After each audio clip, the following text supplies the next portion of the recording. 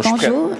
Moi, je suis prête. Et bienvenue à ce point de presse concernant le dépôt du projet de loi 85 modifiant diverses dispositions, principalement aux fins d'allègement du fardeau réglementaire et administratif, par le ministre délégué à l'économie, ministre responsable de la lutte contre le racisme et ministre responsable de la région de Laval. Monsieur Christopher Skeet. Merci beaucoup. Permettez-moi rapidement de souligner la présence ici à M. François Vincent de la FCEI, Mme Marie-Ève Méran de l'Association des microbrasseries, vraiment, puis Monsieur le Président, bien sûr, de l'Association des microbrasseries.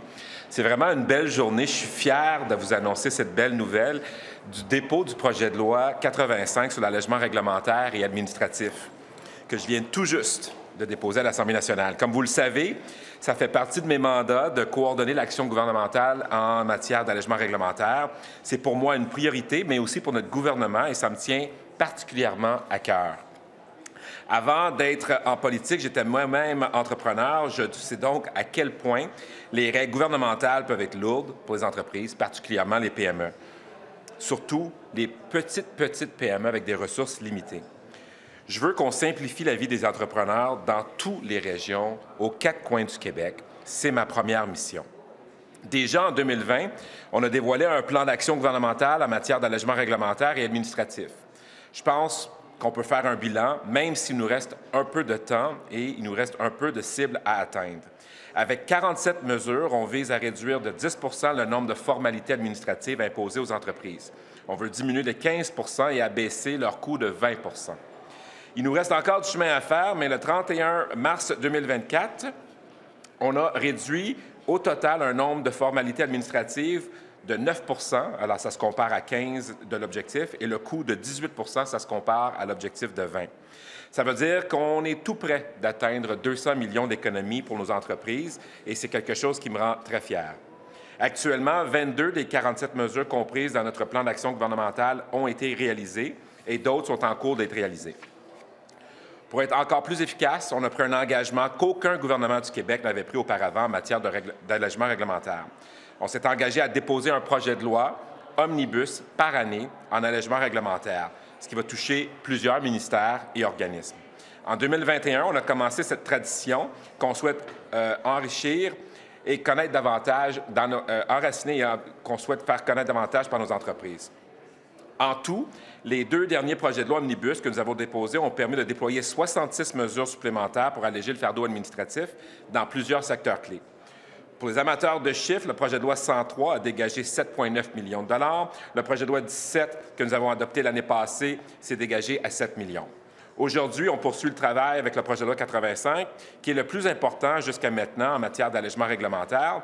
Il propose 33 mesures sous la responsabilité de 13 ministères et organismes visant plusieurs secteurs d'activité, dont l'alimentation, les boissons alcooliques, le commerce au détail et les établissements commerciaux. Ces mesures vont permettre de générer des économies annuelles récurrentes évaluées à 19,8 millions de dollars pour les entreprises. C'est majeur.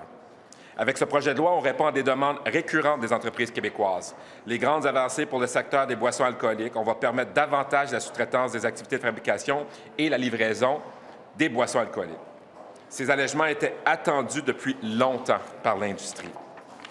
Je sais que la question des livraisons donne des maux de tête à des nombreux producteurs artisans qui doivent consacrer des ressources et du temps pour mener à bien cette tâche, au lieu de mettre leur énergie dans la production et au développement de leur entreprise. Avec cette nouvelle mesure, on vient donc leur offrir une opportunité de faciliter leur travail, en leur permettant de partager les tâches de livraison avec d'autres titulaires de permis de produits artisanaux. Depuis plusieurs années, l'industrie nous demande aussi de retirer le marquage des boissons alcooliques. Avec notre projet de loi, on fait un pas important dans cette direction. On propose de retirer l'obligation de marquer les contenants de bière qui sont vendus et livrés, notamment dans les restaurants et les bars du Québec, et qui sont fabriqués par une microbrasserie. Je suis très fier de dire que cette mesure va profiter aux microbrasseries du Québec. Toujours dans le secteur de l'alimentation, on veut retirer l'obligation pour les détenteurs de permis pour la préparation alimentaire en vue de vente en gros de détenir un 2e permis pour réaliser sur le même lieu des activités de vente de détail ou de restauration. Cette mesure va permettre d'alléger la paperasse et va bénéficier à de nombreuses entreprises québécoises. Pour le secteur du commerce de détail, on veut aussi abroger le permis du commerçant de détail de matériel vidéo. Oui, bien sûr, vous avez bien entendu, matériel vidéo. C'était définitivement dû. On voit que le commerce en ligne a également des impacts sur les heures d'ouverture et la mission de certains établissements commerciaux. L'environnement d'affaires des commerces et les besoins et les habitudes de consommation québécois ont changé. Par contre, malgré qu'on reçoit beaucoup de demandes pour étendre les heures d'ouverture, il n'existe actuellement aucun consensus sur les heures d'ouverture. Donc, avec notre projet de loi, on vient autoriser l'implantation de projets pilotes à petite échelle, visant à évaluer l'impact de la modification des heures d'ouverture qui vont nous permettre de jauger et mesurer l'impact sur notre société. Le but est de permettre aux entreprises québécoises de finalement faire face et se s'outiller pour faire face aux géants du Web. En conclusion, avec notre projet de loi, on veut réduire le plus possible les irritants pour les entreprises. Je vous rappelle que le fardeau administratif des entreprises québécoises est de 8,2 milliards de dollars par année, tant au niveau municipal, provincial et fédéral. Et il est temps qu'on se consacre à cet objectif louable de réduire le fardeau administratif, un dossier qui me tient particulièrement à cœur. Merci. Merci, Monsieur le ministre. On va passer à la période des questions. Merci.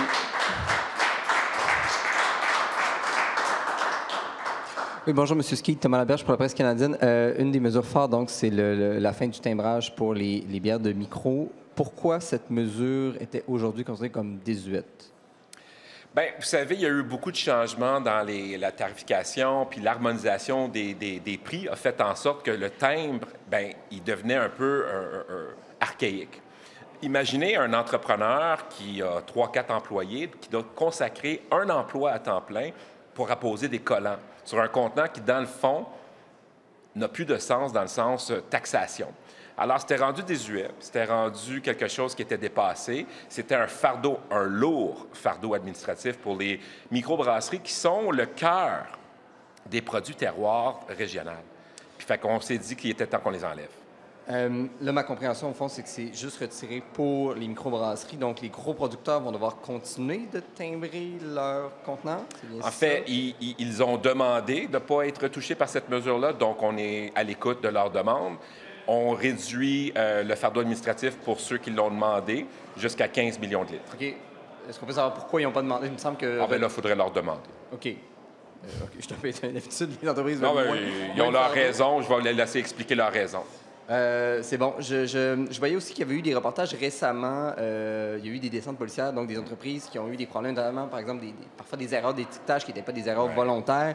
C'est des amendes quand même salées. Oui, c'est ça. Là, vous déposez un projet de loi. Est-ce qu'elles peuvent s'attendre à peut-être ne pas avoir à payer l'amende si ça a été fait avant l'adoption du projet de loi? Mais tu sais, une boisson, n'importe qui consomme une boisson dans une canette le sait qu'avec la condensation ou avec le changement de température, le collant peut facilement s'enlever. Alors, on trouve d'un côté des entrepreneurs qui tentent d'écouter la loi, de suivre la loi, puis d'être des personnes responsables. De l'autre côté, un véhicule qui n'est pas toujours parfait.